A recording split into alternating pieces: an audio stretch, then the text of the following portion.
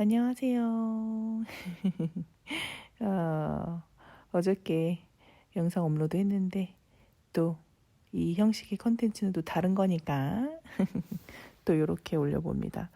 2026년 2월 19일이고요. 오전 8시 40분입니다. 오늘도 어김없이 꿀잠을 자고 일어나서 어, 이제 아침에는 이제 가족과 통화를 하는 시간을 가졌고요.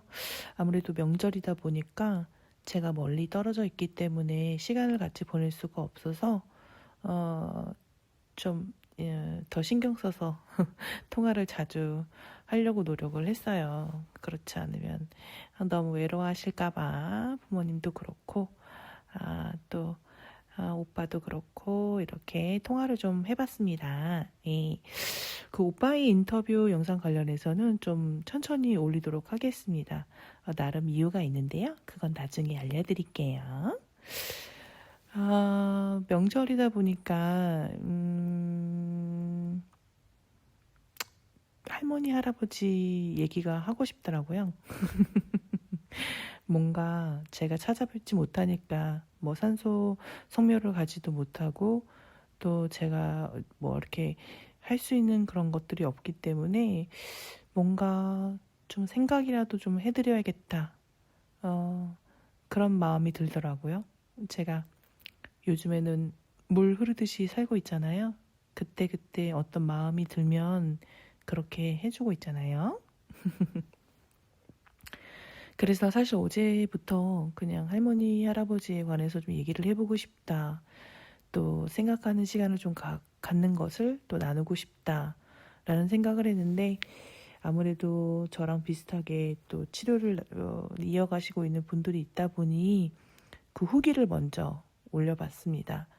그래서 또 이제 뭐 그분들은 또 이제 그게 제일 궁금하실 것 같아서요. 그렇잖아요?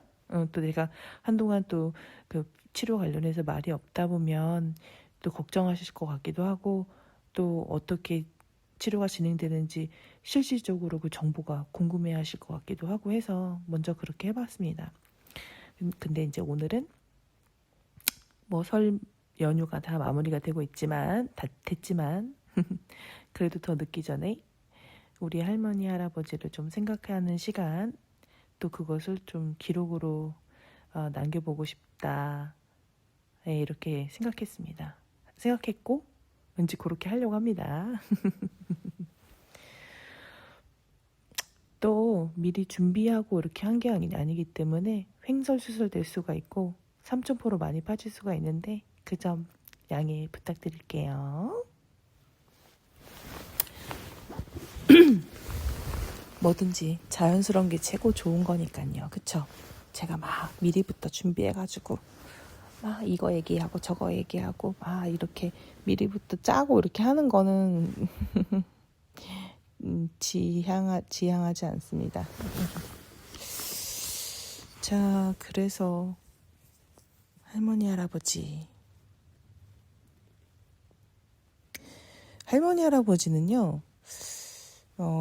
저에겐 사실 눈물 버튼이에요. 이제는 눈물 버튼이죠. 생각만 하면 바로 눈물이 나옵니다.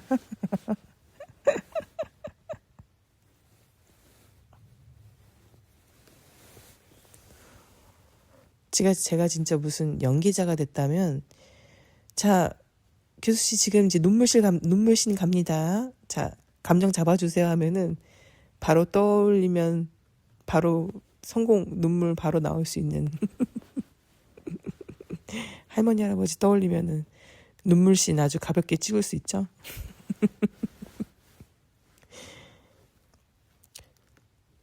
진짜 신기해요. 지금도 눈물이 나는 거 보면은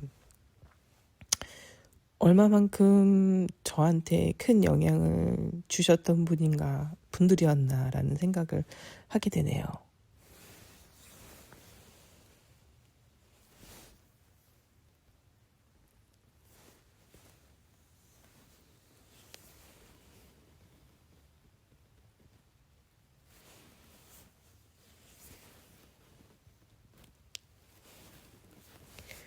진짜 너무 신기해요. 어떻게 할머니 할아버지 돌아가신 지 꽤 됐거든요. 근데도 지금도 생각만 하면 지금 계속 눈물이 나니까요. 보고 싶어서 보고 싶어서 그러는 거죠.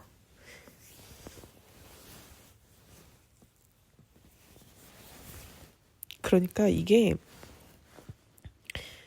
얼마나 저한테 그렇게 사랑을 많이 주셨으면 제가 이럴까요?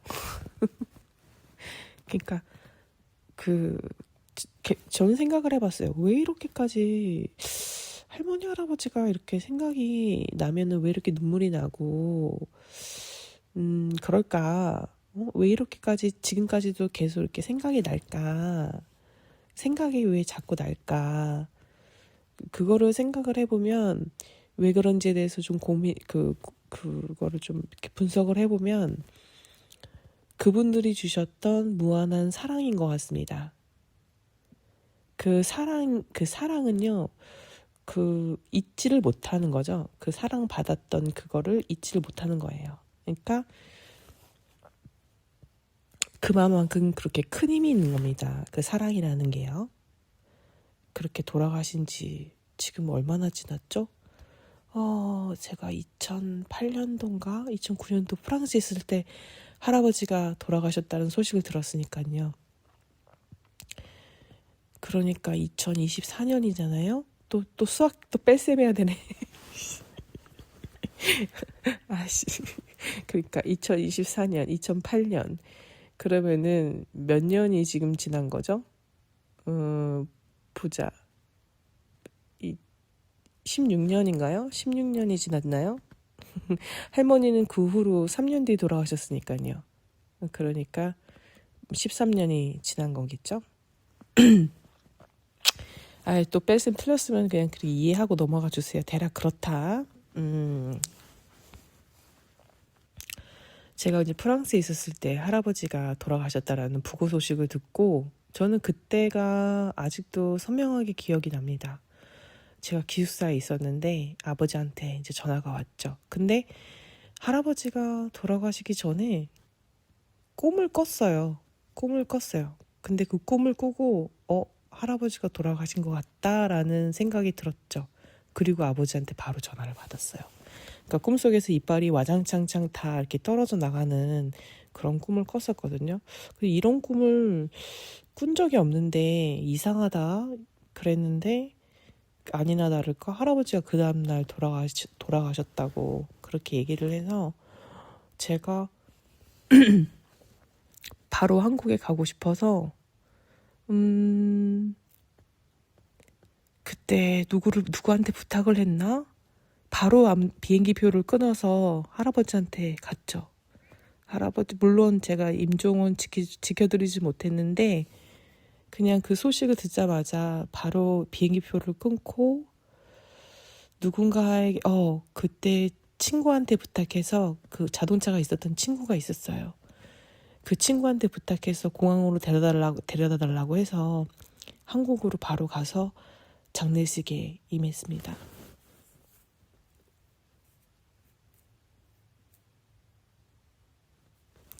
그렇지만 임종을 지켜드리지 못해서 굉장히 속상했었죠.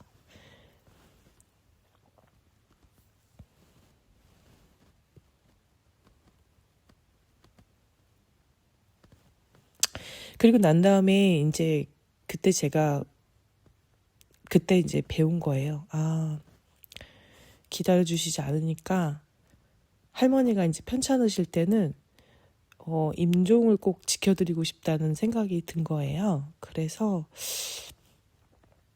그때는 할머니가 아프시다는 얘기를 들었을 때 그냥 무조건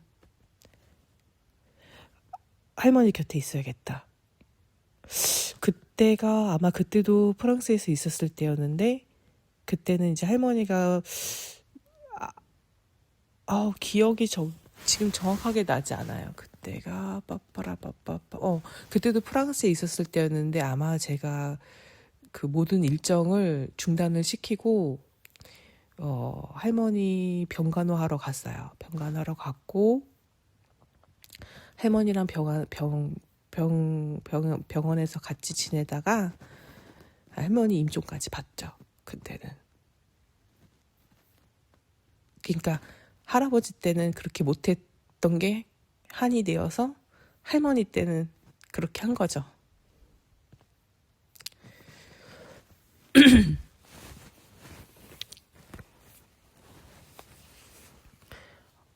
근데 그렇게 해도 너무 아쉬운 게 너무 많아요. 왜냐면 제가 하고 싶었던 거는 할머니, 할아버지 건강하실 때 그때 이제 여기저기 같이 놀러 다니고 싶었거든요. 저는 그런 걸 하고 싶었죠. 근데 그거를 못했기 때문에, 여전히, 마음에 많이 남아요. 아이, 그 얘기는 이렇게까지만 하고, 나 그 얘기도 하고 싶었어. 그 돌아가셨을 때 그 바로 그렇게 모시고 가더라고요. 할머니를. 심정지가 딱 됐다고 했을 때. 저는 근데 그게 너무 싫은 거예요. 바로 모셔가더라고요. 냉장실로 뭐 이렇게 모셔가야 된다는 거예요. 냉장실. 근데 저는 좀 더 있고 싶었거든요. 근데 절차라는 게 그렇지가 않더라고요. 그래서 그게 너무 충격적이었어요, 저한테는. 그래서 그냥 좀 이따가 천천히 하면 안 되나? 그런 생각을 했었죠. 왜 그렇게 바로 모셔가야 되지? 그래서 전통적인 어떤 그런 장례 절차를 보면 전 차라리 그게 더 좋은 것 같아요. 물론 이제는 다 핵 가족화가 됐기 때문에 전통적으로 장례를 치르거나 그렇게 하는 거는 좀 어렵게 됐죠. 그렇지만 그럴 수 있다면 그렇게 할 수 있으면 좋을 것 같은데, 근데 사실 그거는 또 남겨진 사람의 어떤 그런 욕심이겠죠. 아무튼 그건 그렇고, 할머니 할아버지가 얼마나 그 사랑이 많으셨고 또 그 사랑을 많이 베푸셨고 그랬는지에 대해서 좀 떠올려 볼게요.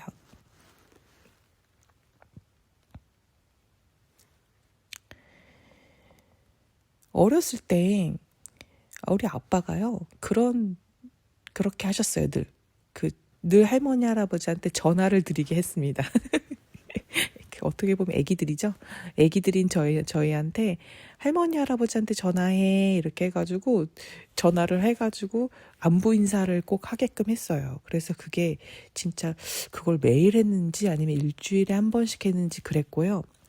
또 더 나아가서는 일주일에 한 번씩 주말이 되면 할머니 할아버지네 집에 가게끔 했습니다. 그러니까 저희가 원래는 안흥에서 살다가 이제 어머니 아버지가 나름 도시 횡성으로 나오셨고요. 이제 할머니 할아버지는 계속 안흥에 계셨죠. 그러면은 이제 주말이 되면은 오빠랑 저랑 버스를 타고 저희들끼리 그 할머니 할아버지를 방문을 하게 했습니다. 그 물어봐야겠다 아빠한테. 그렇게 우리 어린애들끼리 그렇게 버스 타고 가는 거 그거 별로 무섭지 않아. 두렵지 않았냐고. 두렵지 않으니까 시키셨겠죠? 어떻게 보면 진짜 애기였거든요. 뭐 1학년, 2학년? 뭐 이랬으니까 그때부터는 저희들이 버스를 타서 알아서 다녔거든요. 오빠랑 나랑 둘이. 기억나요. 그 횡성에 무슨 농약 같은 거 파는 그런 데 있잖아요. 무슨 그런 뭐라 그래야죠? 작은 묘목 같은 거 이렇게 팔고 그 농사 짓기 위해서 그런 거 이렇게 심어놓은 거 씨앗이 이렇게 심어서 그거를 이제 바로 이제 땅으로 심을 수 있게끔 그 정도까지 이렇게 커져 있는 그 상태, 그거를 뭐라고 하죠? 그거를 파는데 거기 바로 앞에 그 버스 정류장이 있었거든요. 안흥으로 갈 수 있는 버스를 탈 수 있는 버스 정류장. 그러면은 저희는 그 오빠랑 둘이 이제 오빠는 그때 멀미를 엄청 심하게 해서 그것도 기억나. 꼭 그 키 밑에를 붙였어야 됐었고요. 비닐봉지를 항상 들고 있었어야 됐어. 멀미를 너무 너무 잘 너무 많이 해서 오빠가. 그럼 둘이 그렇게 쫄랑쫄랑 버스를 타고 그때 당시에는 지금은 도로가 잘 돼 있지만 그때는 전제를 넘었어야 됐거든요. 꼬불꼬불꼬불 산길을 넘어서 갔었어야 됐고 또 비포장일 때도 있었어요. 근데 저희가 다닐 때는 비포장까지는 아니었고 그냥 꼬불꼬불 산길이었습니다. 그래서 지금에서는 20분이면 가면 되는 거리를 그때는 한 1시간 정도 갔었어야 됐을 거로 기억이 나요. 40분인가 1시간인가 아무튼 좀 지금보다 훨씬 오래 갔었어야 됐거든요. 그럼 그 꼬마 아이들이 그 버스를 타고 딱 가면은 안흥에 이제 딱 도착을 하면은 어김없이 할아버지가 우리 할아버지가 삼천리 자전거 그것도 진짜 오래 타셨는데 돌아가실 때까지 다 타셨거든요. 근데 그거 고장이 안 나가지고 아마 지금도 그 안흥집에 있을 거예요. 아빠가 버리지 않으셨다면 그 삼천리 자전거를 타시고 마중을 나와 계십니다. 그러면은 이제 저희를 반갑게 맞아주시죠. 그러면은 할아버지가 또 코스가 있습니다. 거기 그 아침이라 목이 자꾸 잠기는데 죄송합니다.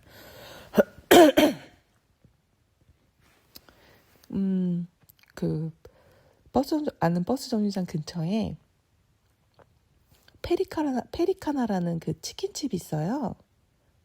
페리카나였는지 처갓집이었는지 아니야 페리카나였어. 페리카나. 내 정확하게 기억해. 할아버지는 저희들이 오면은 늘 그 페리카나 통닭을 시켜주셨어요. 그러니까 할아버지가 저희들을 기다리면서 미리 통닭을 시켜 놓으시는 거예요. 양념 반, 후라이드 반. 양념만 시킬 때도 있었지만 거의 양념 반, 후라이드 반이었던 거로 기억을 합니다. 왜냐면 할아버지가 후라이드를 좋아하셨거든요. 그거 소금 이렇게 찍어 먹는 거. 저희들은 양념을 좋아했었고. 제 기억이 틀릴 수도 있는데 나중에 한번 오빠한테 물어볼게요. 기억이 나는지 모르겠어. 정확하게 그게 후라이드 반 양념 반이었는지 아니면 양념 한 마리였는지 아니면 양념 한 마리 후라이드 한 마리였는지 제 생각에는 한 마리였던 거로 기억을 하니까 양념 반 후라이드 반이었을 거예요. 뭐 그게 중요하진 않죠.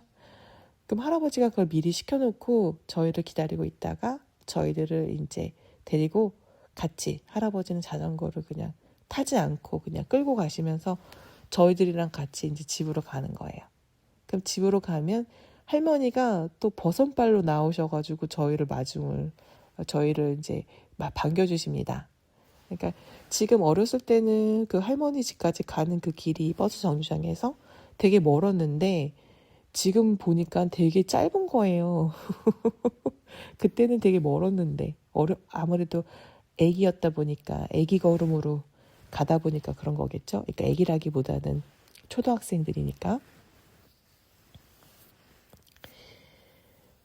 할아버지가 양념통닭을 뭐 준비해 주지 않으셨을 때는 또 할머니가 음식을 그렇게 잔뜩 해놓으셨어요. 뭐 감자부치기라든지 메밀전이라든지 뭐 두부를 이렇게 뭐 이렇게 두부를 좀 만들어 놓으셨을 때도 있고 그 다음에 만두를 또 자주 그렇게 빚어 먹었거든요. 그러니까 만두 속을 해놔가지고 같이 만두를 빚기도 했었고 돈가스도 자주 튀겨주셨어요. 돈가스. 우리가 워낙 좋아하다 보니까 그 할머니 할아버지가 돈가스 그 나이 드신 분이 돈가스 만들기도 어려운데 그 돈가스도 그렇게 준비를 잘 많이 해주셨었어요. 자주 먹던 메뉴가 그렇습니다. 또 그러고 고등어 숯불에 구워주시는 거 그리고 꼬들빼기 김치 제가 꼬들빼기 김치를 어렸을 때부터 좋아해가지고 꼬들빼기 김치 그 다음에 식혜 우리 오빠가 엄청 좋아하는 식혜 뭐 그런 등등의 음식들을 항상 잔뜩 마련해 놓으시고 저희들을 기다리고 계셨죠.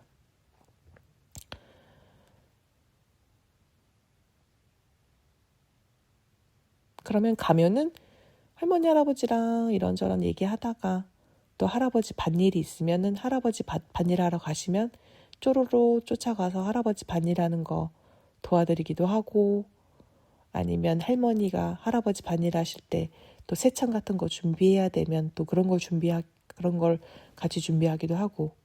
그러니까 할머니 할아버지가 농부셨기 때문에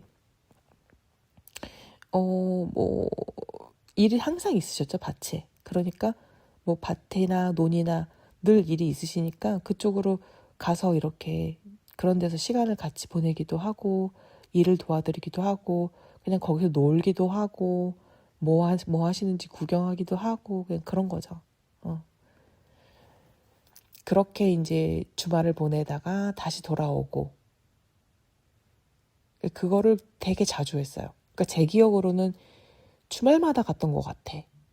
그럼 주말마다 갔으니까 엄마 아빠는 좋았겠네. 그 육아를 안 해도 됐었기 때문에. 그래서 보냈나? 근데 그 아빠는 그렇게 그런 걸 원하셨던 것 같아요. 그러니까 할아버지 할머니한테 이제 자주 봐야 또 정이 생기고 이러니까. 그러니까 애들 입장에서는 그거를 이제 할머니 할아버지는 뭐 자연히 정이 생기지만 아이들 입장에서는 그거를 그렇게 꾸준하게 하게 안 하면 정이 저절로 생기는 게 아니잖아요. 그러니까 아빠는 그거를 좀 원하셨던 것 같아요. 할머니 할아버지에 향한 어떤 그런 정이 좀 생겼으면 좋겠다. 아니면 그거는 제 추측일 수 있고요. 그냥 육아 퇴근을 하고 싶었던 걸 수도 있죠. 생각해보니까 그러네. 뭐 의도가 어떻든 간에 그런 시간들이 있었기 때문에 할머니 할아버지랑 되게 가까웠죠. 그리고 할머니 할아버지가 늘 지금 이렇게 얘기했던 것처럼 늘 뭔가를 항상 이렇게 따뜻하게 베풀어 주시기 때문에 늘 가고 싶었어요. 그리고 그것도 있습니다. 용돈을 그렇게 주셨어요. 그때 당시에 어린 나이인데도 10,000원? 20,000원? 갈 때마다 주시는 거예요. 그러니까 처음에는 용돈 받는 재미에 가는 것도 있었습니다. 용돈 받는 재미, 그리고 할머니 맛있는 음식 먹는 재미, 뭐 이런 거로 가다가 나중에는 정이 점차 쌓이면서 그냥 그 정으로 가는 게 이제 되는 거죠. 그러니까 나이가 들어서는 그 기억으로 가는 거죠. 가게 된 거죠. 저희는 그래서 뭐 이제 중학생이 되고 뭐 고등학생이 되면서부터는 회차가 좀 줄어들었지만 그래도 자주 갔습니다. 그래도 자주 갔어요. 자주 갔네. 내가 중학생이었고 고등학생이었어도 갔던 것 같아. 오히려 거기를 가는 거를 되게 좋아했던 것 같습니다. 할머니 할아버지가 계셔야 내가 물어볼 텐데, 할머니 할아버지가 중고등학생 때도 자주 왔었나요? 라고 물어보고 싶은데 안 계시니까 기억으로는 자주 간 것 같거든요. 저는 자주 간 것 같아요. 초등학교 때는 뭐 방학 때는 아예 살았던 것 같고요. 할머니 할아버지네 집에서. 근데 이제 중학교 때, 고등학교 때는 방학이라고 해도 살지는 않았지만 오래 머물렀던 것 같습니다. 이게 워낙 어렸을 때부터 있었기 때문에 편하거든요. 편하고 할머니 할아버지를 되게 좋아했고 또 그렇기 때문에 그런 거겠죠. 그리고 20살이 되었어도 그 이후에서도 할머니 할아버지는 늘 생각이 나고 늘 가고 싶고 뵙고 싶고 그랬습니다. 지금 부모님이 이 얘기를 들으면 되게 서운하실 수도 있는데 사실 부모님보다는 우선순위에 있었어요. 사실 부모님보다는요, 할머니 할아버지를 생각했을 때 기분이 더 좋긴 합니다. 그게 왜 그러냐? 무조건적인 사랑을 경험하게 해주신 분들이거든요. 그러니까 부모님은 늘 이래라 저래라 하는 게 있으셨어요. 이랬으면 좋겠다, 저래라.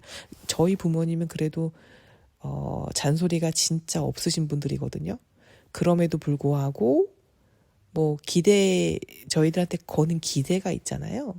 그러니까 그런 것도 있고, 그러니까 저희들이 이행해야 될 어떤 의무 같은 것도 느껴지는 그런 관계였단 말이죠. 근데 할머니 할아버지한테는 그런 것들이 하나도 느껴지지가 않았어요. 그냥 그저 예뻐해 주시고 그저 잘해 주시고 막 그랬기 때문에 그냥 오냐 그냥 오냐.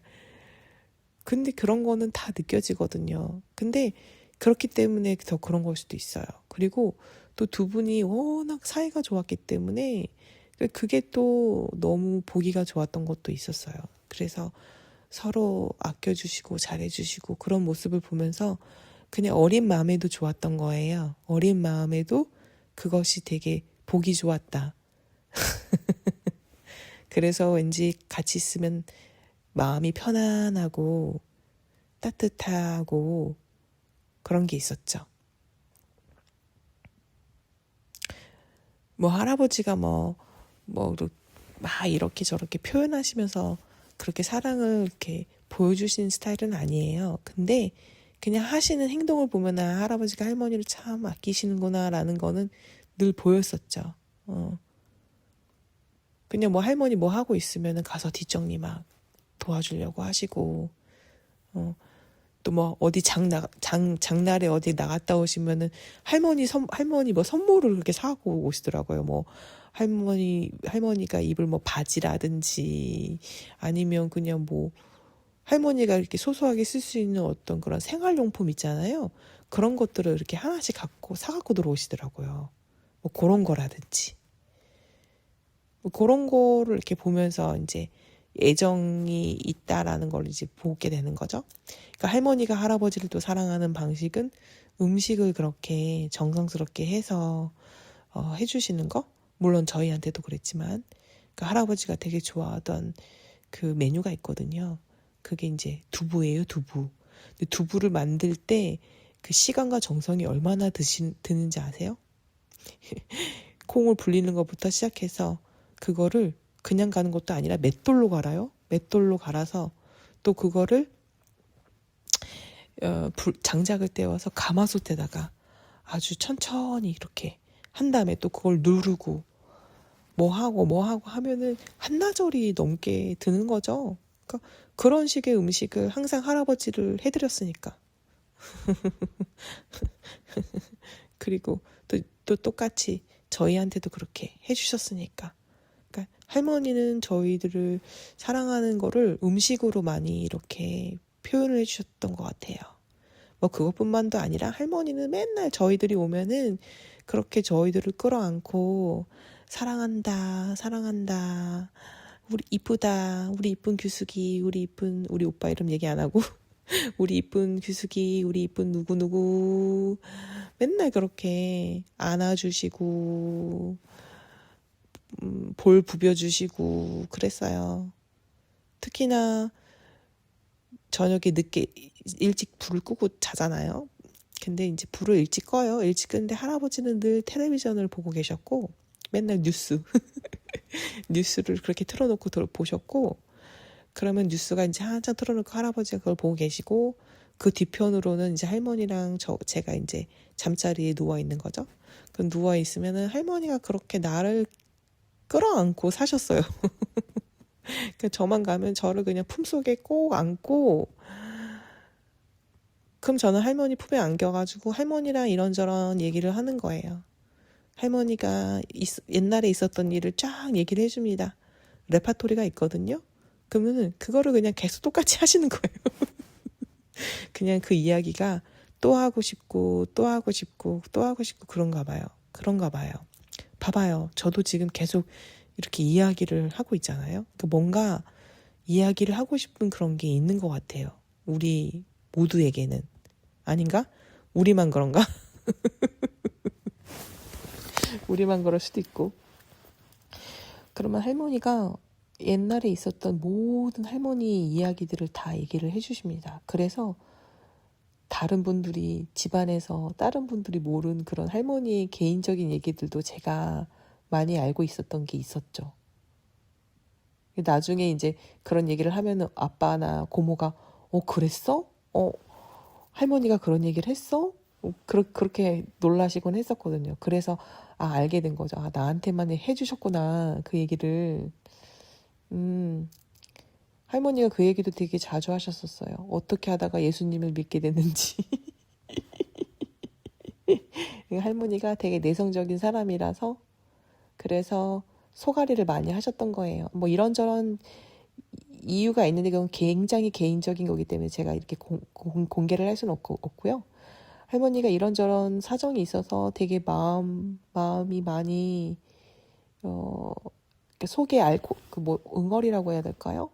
누구에게도 말 못하는 어떤 응어리 그런 게 많이 있었습니다. 근데 그거를 풀지 못해서 자꾸 한이 생겨가지고 그게 병이 되신 거예요, 할머니가. 명치가 아픈 병이 있는데 그게 무슨 병이었더라? 아무튼 그래서 그러다가 이제 어떻게 우연한 기회에 이제 교회를 가시기 시작한다면서 거기서 이제 기도를 하시면서 그 본인의 마음을 이렇게 얘기를 할 수 있는 어떤 그런 그게 되시면서 이제 신앙생활을 하시기 시작하신 거죠. 뭐 그러기 전에도 뭐 이런저런 꿈 얘기를 해주셨거든요. 뭐 어떤 집에 있던 어떤 큰 그림자가 있었는데 그 큰 그림자가 집 주위를 막 둘러싸고 있었는데 그리고 또 그 그림자가 할머니를 막 되게 힘들게 하고 있었는데 뭐 예수님의 형상이 나타나더니 그 그림자가 확 없어지면서 할머니가 거짓말처럼 그 명치에 있었던 그런 통증이 없어졌다? 뭐 그런 얘기를 해주시면서 할머니는 그거를 직접적으로 몸으로 느끼시면서 그렇게 신앙생활을 하시게 된 거죠. 그 얘기를 저한테 되게 많이 해주셨었고, 또 할머니 어렸을 때 할머니 아버지가 어땠는지, 어머니가 어땠는지, 뭐 그런 얘기, 형제들은 어땠는지, 할머니 아버지가 그렇게 할머니를 예뻐하셨다고 그런 얘기를 하시기도 하셨고, 또 그 전에 어떤 다른 생활들, 개인적인 거니까 그거는 얘기를 못 하겠고, 아무튼 할머니의 모든 그런 일들에 대해서 저를 늘 꼭 껴안고 얘기를 해주셨습니다. 그러니까 할머니네 집에 가면은 할머니 품 안에서 저는 잠이 드는 거예요. 그런 얘기를 듣다가. 근데 뭐 요즘에 뭐 옥시토신이다 뭐다 이렇게 하면서 뭐 그런 호르몬이 있는데 그게 그 호르몬이 행복 호르몬이라고 해요. 근데 그게 스킨십을 하면서 많이 나온다고 해요. 그러니까 어떻게 보면은 그 호르몬을 많이 어렸을 때 나오게 해주신 장본인이 아니실까. 우리 엄마도 저를 많이 껴안고 지내기도 했지만 엄마도 저를 맨날 안고 자고 그랬거든요, 엄마가. 근데 우리 할머니도 그러셨거든요. 그러니까 이 두 분이 어떻게 보면 제 어렸을 때 옥시토신을 많이 나오게 한 그 분들이 아닐까 이런 생각을 해봅니다. 아무튼 그랬고, 그리고 할아버지는 우리 할아버지 진짜 재밌어요. 우리 할아버지는 원래는 군인이셨거든요. 소대장인지 중대장인지까지 하시고 제대를 하셨어요. 그러니까 어떤 또 개인적인 집안의 사정이 있었기 때문에 원래는 진짜 군인이 할아버지 체질에 딱 맞거든요.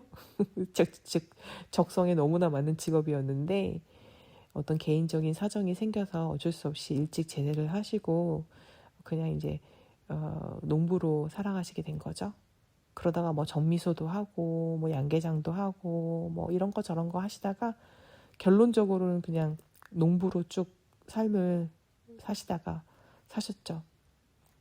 근데 할아버지가 그만큼 되게 카리스마가 있고 또 통솔력이 있고 그리고 말씀을 되게 잘하셨어요.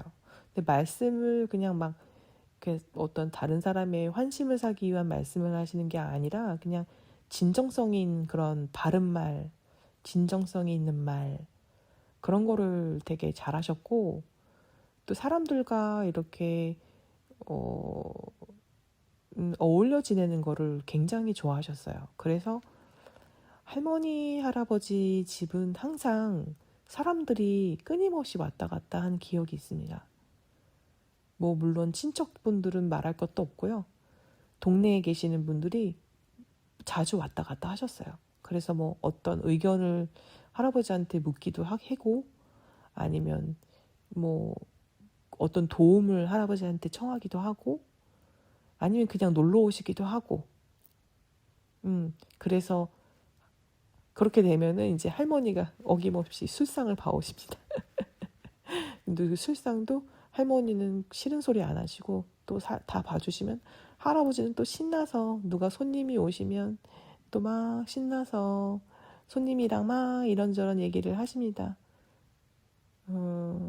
그리고 또 그러니까 그런 식으로 왕래를 하시는 거를 되게 좋아했어요. 근데 그럼에도 불구하고 할아버지가 워낙 바른 말을 하는 걸 좋아하시기 때문에 동네에서 싸움도 나기도 했습니다. 그럼 할머니는 그런 거 되게 무서워하시거든요. 그러면은 아유, 그러지 마세요, 그러지 마세요, 뭐 이러면서 할아버지를 말리기도 하고. 그러니까 할아버지는 되게 호탕하셨던 분이세요. 그리고 호탕하시고 정도 많으시고 카리스마도 있으시고. 근데 동네에서 다 두 분을 되게 좋게 기억을 하셨죠. 그 장례식을 보면 알잖아요. 할아버지 장례식 때 그 오셨던 분이 300명이 넘나 그래요. 그러니까 그만큼 할아버지가 많이 베푸고 사셨던 거죠. 할머니 때도 그랬고. 그리고 또 그 두 분이 돌아가시고 난 다음에도 끊임없이 얘기를 해요. 그러니까 할아버지가 이러셨던 분이다. 할아버지가 그러셨던 분이다. 할머니가 그러셨던 분이다. 뭐 이렇게. 특히 얼마 전에 그 동네에서 할머니랑 가깝게 지냈던 한복 할머니가 있거든요. 그 한복 할머니가 앉아 계시길래 인사를 드리러 갔더니 우리 할머니 기억을 떠올리면서 그렇게 얘기를 하시더라고요. 너의 할머니 같은 분이 없으셨어. 너의 할머니는 진짜 하늘에서 내려온 천사 같은 분이셨어. 그렇게 마음이 좋은 사람이 없었지. 이렇게 얘기를 하시는 거예요. 진짜 돌아가신 지 꽤 됐는데. 그러니까 그게 작년에 제가 우연히 길을 가다가 할머니를 만났을 때 저한테 그런 얘기를 하셨으니까요. 그러니까 그 정도로 할머니 심성이 굉장히 고우셨어요. 우리 할아버지는 되게 사람들 돕는 거 좋아하셨고. 근데 내가 만약에 죽는다면 과연 할머니 할아버지만큼의 사람들이 찾아올까라는 생각은 해보는데 그렇진 않을 것 같아요.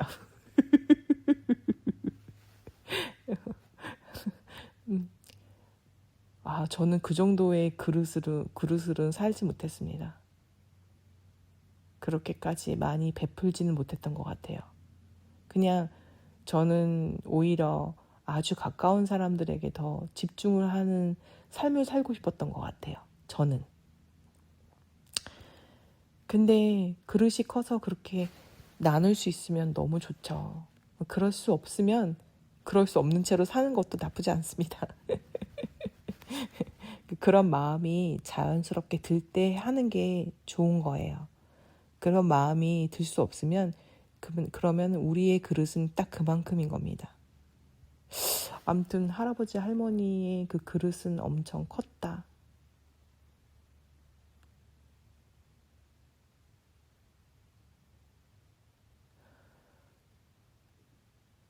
그리고 할머니 할아버지가 엄청 부지런하셨어요. 진짜 늘 새벽에 일어나서 그렇게 부지런히 한시도 쉬지를 않으셨으니까요. 근데 반면에 저는 놀러 가면은 아주 그렇게 게으를 수가 없습니다. 배짱이. 누워서 낮잠도 많이 자. 걸핏하면 누워서 뭐 하고 있어. 뭐 제가 할머니 할아버지 일을 도와드렸다고도 하지만 잠깐 도와드렸지 할머니 할아버지가 밖에서 나가서 있는 만큼 그렇게 다 도와드린 건 아니거든요. 그냥 빈둥빈둥 대다가 잠깐 나가서 도와드리고 그런 정도였죠. 그러면 그렇게 낮잠을 자고 있는 뭐 소녀딸한테 또 할아버지가 뭐 이래라 저래라 하신 적이 한 번도 없으십니다. 뭐 일어나서 뭘 해야지 뭐 이런 말도 하시지 않고 그냥 조용히 이렇게 뒹굴뒹굴 누워있는 제 머리맡 위에 그 효자손 있죠. 그 효자손으로 뭔가를 쓱 밀어 넣습니다. 제 머리맡 위에. 그게 뭔가 보면은 사탕이에요. 그 할아버지가 제 옆에서 좀 떨어져 있는데 있다가 뒹굴뒹굴 누워있는 제 머리맡 위에 효자손으로 이렇게 사탕을 하나 쭉 밀어주십니다. 사탕 먹으라고.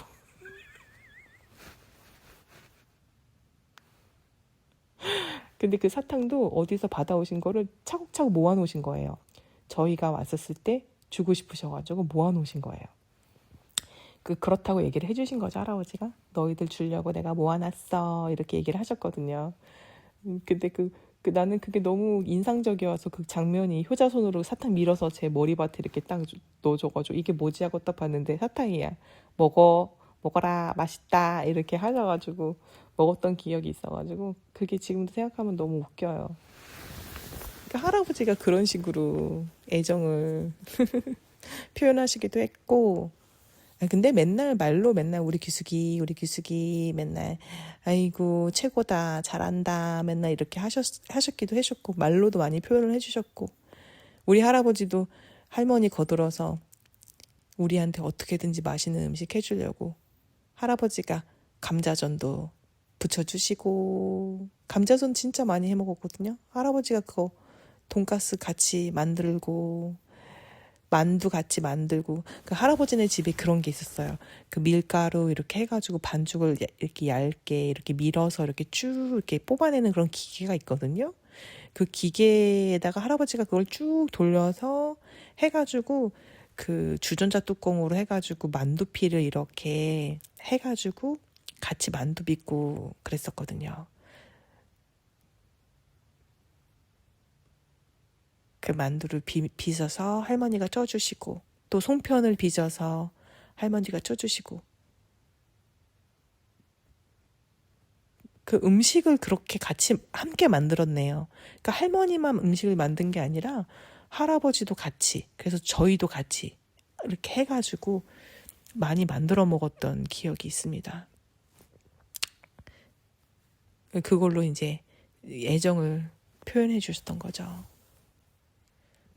그거 말고도 그 할아버지의 어떤 우리를 향한 어떤 그런 진한 사랑이 언제 제일 느껴졌냐 뭐 이런 거를 보면은 그거예요.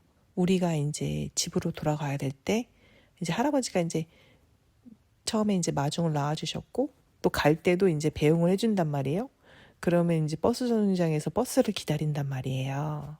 그러면 이제 버스를 기다리면서 할아버지가 뭐 용돈을 주시기도 하지만 뭐 과자 같은 거 주시기도 하고 뭐 음식 같은 거 잔뜩 챙겨서 주시기도 하고 그렇지만 그거보다도 더 진하게 그 할아버지의 어떤 그 사랑을 느끼는 거는 그거였어요.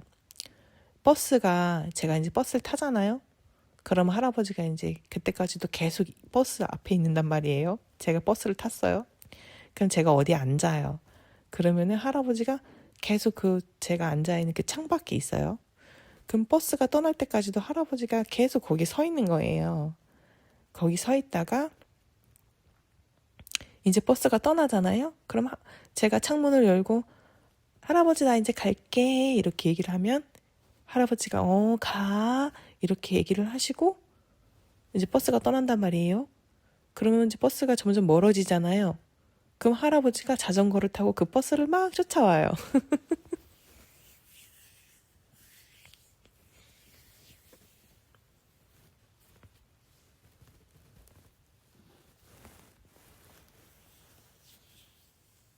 얼마나 아쉬웠으면 그러셨을까. 그러다가 어느 한 부분에서는 딱 자전거를 세워놓으시고 멀어지는 버스를 계속 보고 계시는 겁니다.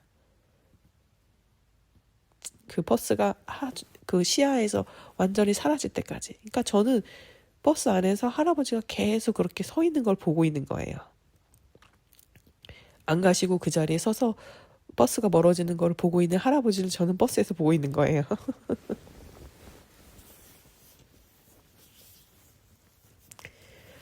얼마나 사랑하시면 저러실까.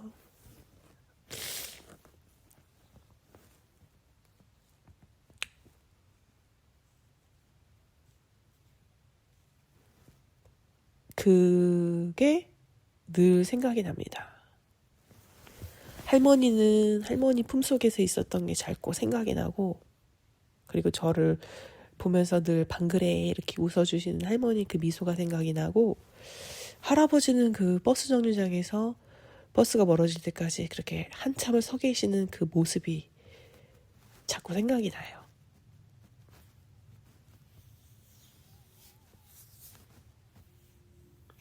그거 아세요? 저는 할아버지한테 술을 배웠습니다. 할아버지가 예주 가셨어요. 그렇기 때문에 풍류를 아셨죠.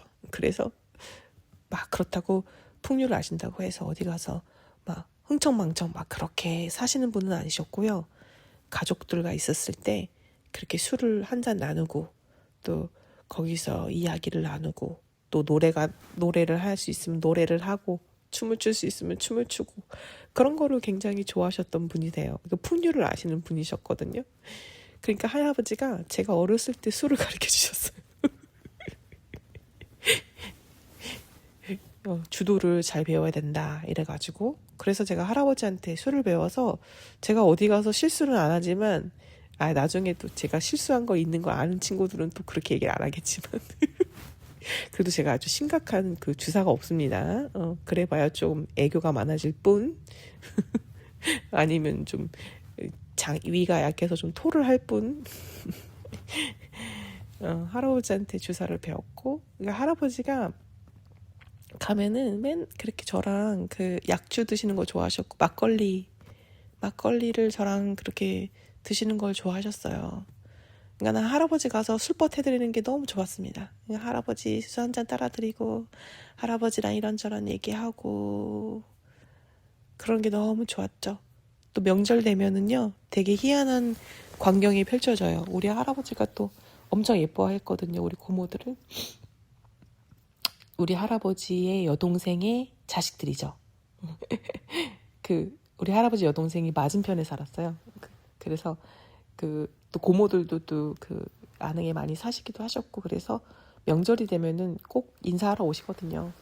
그럼 되게 신기한 광경이 펼쳐집니다. 어떤 신기한 광경이냐? 저희 집안 고모들이 다 술을 좋아하십니다. 그래서 고모들이랑 할아버지랑 나랑 막 이렇게 술 마시고 있으면은 고모부들이 다 대기하고 있어요. 운전하시고 가셔야 될 분들이.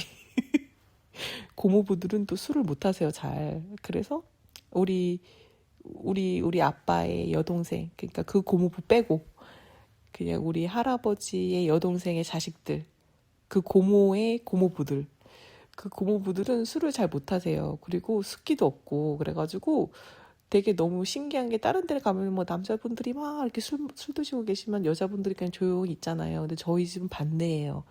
우리 고모들이 막 왁자지껄 술을 막 하호호 드시고 계시면 그 고모부들이 저 구석에서 조용히 대기하고 계시는 거예요. 고모들 술상 다 보실 때까지. 고모들이 엄청 화통하시거든요. 고모부들은 다 조용해요. 조용하시고 내성적이시고 근데도 또 고모를 아껴가지고 또 조용히 기다려줍니다. 그럼 할아버지가 고모들한테 그래 우리 아주 잘하고 있어. 그래 호탕한 게 좋은 거야. 남자건 여자건 이렇게 하는 게 좋은 거야. 여자라도 이렇게 하는 게 좋은 거야. 이러면서 여자라고 해서 뭐 조신해야 된다, 뭐 해야 된다, 뭐 그런 게 없으셨던 분이에요. 그래가지고 오히려 그렇게 여자들이 막 이렇게 호탕하게 이렇게 사는 거를 응원을 많이 해주셨죠, 할아버지가. 또 언젠가 제가 전 양손잡이예요. 근데 이제 왼손으로 이제 음식을 먹고 한단 말이에요. 그러면 명절에 막 사람들이 모여 있으면 어떤 친척분이 저한테 그랬나? 우리 친척이신지 아니면 아니 우리 친척에는 그렇게 혼수를 두는 분들이 없으셔. 그냥 동네 분이 오셔가지고 제가 이제 왼손으로 이제 밥을 먹고 있는 거를 보시고는 왼손으로 하면 안 되지 오른손으로 하라고 이렇게 하신 걸 할아버지가 듣고서는 이렇게 하셨죠. 왼손으로 해도 돼요. 해도 왼손으로 해도 돼. 그게 무슨 문제야? 왼손으로 할 수 있으면 왼손으로 하고 오른손으로 할 수 있으면 오른손으로 하는 거지.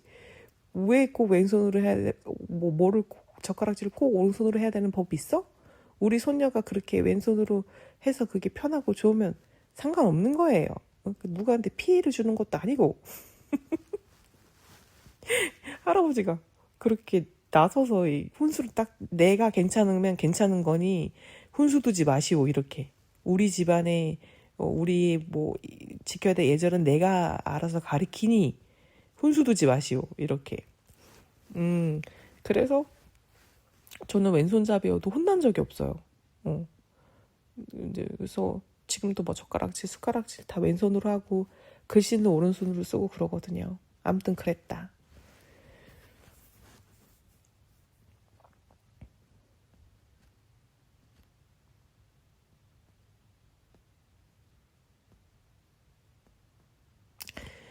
이제는 돌아가시고 없으니까 이제 뭐 물론 제가 외국에 있다 보니까 명절이 명절 같지 않아요. 솔직히 얘기하면. 그렇지만 제가 잠깐 한국에 들어갔다 오니까 명절이 이랬었지. 또 내가 없는 명절 동안 우리 부모님들은 얼마나 쓸쓸하셨을까를 생각을 해보게 된 거죠. 할머니 할아버지가 있었을 때는 명절이 진짜 명절 같았어요. 많은 사람들이 와서 인사를 하고 음식을 하고 나누고 시끌벅적. 근데 제가 오랜만에 들어간 한국에서는 그 느낌이 아예 없더라고요. 그래서 좀 아쉽기도 했었고 또 한편으로는 좀 쓸쓸하게 지내셨을 부모님이 좀 마음에 걸리더라고요. 근데 요즘에는 뭐 명절이라고 해서 다 이렇게 다니지 않는다고 하더라고요. 친구들한테 얘기를 들어보면 뭐 또 해외여행을 가고 막 그런다고 해요. 예전처럼 막 친척들끼리 막 그렇게 왕래를 하거나 그렇지는 않는다고 해요. 명절 때가 되면은 고모네 집에 항상 가고 그랬었는데 큰아버지 댁에도 가고 큰할아버지 댁에도 가고 큰할아버지 댁에 가서 큰할아버지랑 고모가 이제 괴산에 살기 때문에 이제 늘 거기를 가곤 했었죠. 하루 정도. 바빴어요, 명절 되면. 그래서 명절 될 때 보면은 엄마는 늘 스트레스를 받았던 것 같아. 그 음식이나 뭐 이런 걸 해야 되니까. 근데 이제 아빠도 바빴던 것 같아. 뭘 늘 바쁘시니까 바쁘게 이렇게 왔다 갔다 인사도 다 드려야 되고 왔다 갔다 해야 되고 그런 일정이 항상 있으시니까 늘 바빠 하시다가 끝나는 느낌이 있었고요. 저는 늘 그걸 그냥 구석에서 지켜보고 있었죠.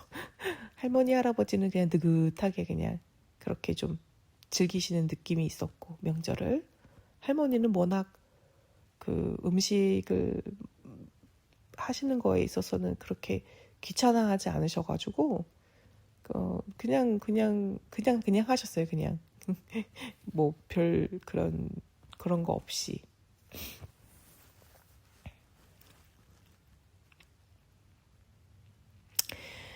그리고 할머니 할아버지들은 워낙 농부셨기 때문에 그런 것도 잘 키우셨었어요. 그런 과일 나무들 그리고 그런 산나물들 뭐 이런 거 있잖아요. 그러니까 할머니 할아버지 집을 떠올리면 그런 게 있어요. 빨간 지붕 아래 이렇게 앞에 화단이 예쁘게 이렇게 있는 남색 대문이 있는 그 뒤에 산이 있고 할머니가 그 꽃을 보는 걸 좋아하셔가지고 화단을 늘 예쁘게 꾸며놓으셨거든요. 근데 심지어 산에서 이렇게 나는 야생화 있잖아요. 그런 것도 심어놓으면 되게 잘 키우시곤 하셨습니다. 그뿐만이 아니라 그런 거 있죠. 더덕, 뭐 도라지, 뭐 이런 거? 뭐 이런 것도 키우시고 그러셨죠. 뒷뜰에다가 그 적어도 있었다. 두릅도 할머니 그 집이랑 그 뒷산 사이에 있는 그 공간에다가 두릅나무도 심으시고 다래나무도 심으시고 과일나무도 심으시고 이렇게 다양하게 있었습니다. 그러니까 철 되면 두릅이 집에서 나는 거예요. 할머니가 산에서 캐온 거 심어 놓으신 게. 뭐 그런 식으로. 지금 커피 머신 돌아가는 거 보니까 아버님이 오신 것 같아요. 녹음은 여기까지 해야 될 것 같습니다.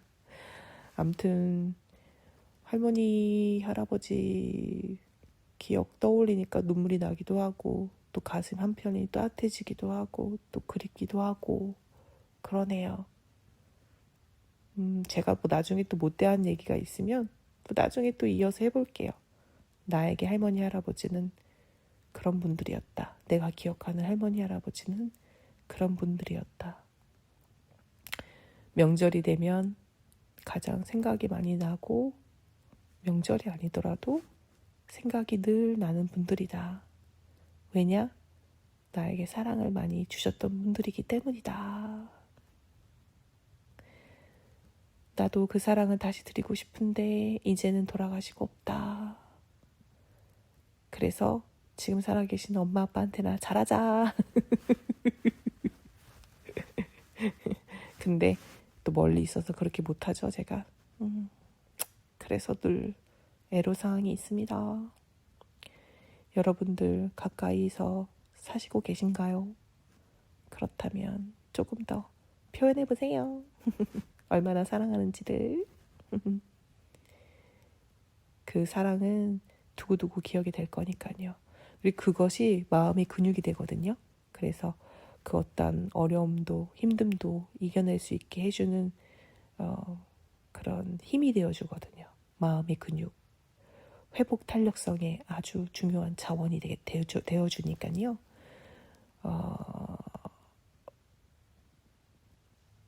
그러니까 그렇게 될 수 있는 것을 위한 것은 사랑이니까 그것을 많이 나누시면서 명절은 지났지만 앞으로의 또 새해의 날들을 그렇게 지내셨으면 하는 바람입니다. 자, 저는 이제 내려가 보도록 하겠습니다. 안 그러면 또 예의 없는 며느리가 되니까요. 안녕. 다음에 뵐게요. 다음 영상에서 뵙겠습니다.